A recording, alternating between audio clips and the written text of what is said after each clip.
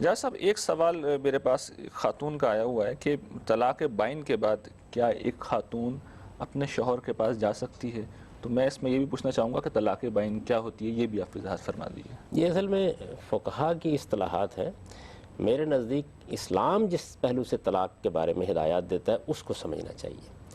اگر فرض کر لیجئے کہ کسی شوہر نے اپنی بیوی کو طلاق دی ہے تو قرآن مجید نے یہ بتایا ہے کہ اب ایک عدت کی مدت ہوگی، اس کے دوران میں اگر وہ رجوع کرنا چاہے تو کر سکتا ہے، یعنی اپنے اس فیصلے کے بارے میں اگر وہ نظر ثانی کر کے کوئی دوسری رائے قائم کرنا چاہتا ہے تو اس کو یہ حق حاصل ہے۔ ٹھیک، اس نے یہ فیصلہ کر لیا، اس کے لیے کسی چیز کی ضرورت نہیں سوائے اس کے کہ وہ اعلان کر دے گا اس بات کا کہ میں نے بیوی کو طلاق دی تھی، میں اس کو واپس لے رہا ہوں، ٹھیک، اس کے سوا کچھ نہیں۔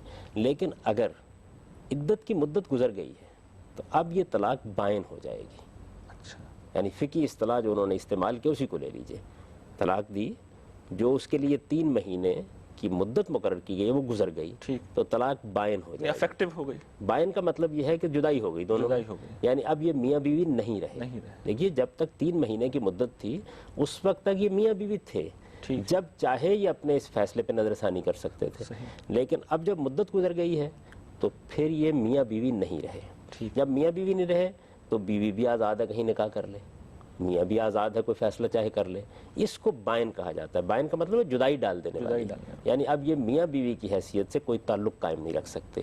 البتہ اگر وہ یہ کہیں کہ ہمیں دوبارہ ملنا ہے تو جیسے کسی مرد و عورت کا نکاح ہوتا ہے اس طرح ان کا بھی نکاح ہو سکتا ہے۔ ٹھیک ہے، یعنی دوبارہ انڈیپینڈنٹلی وہ نکاح کر سکتے ہیں۔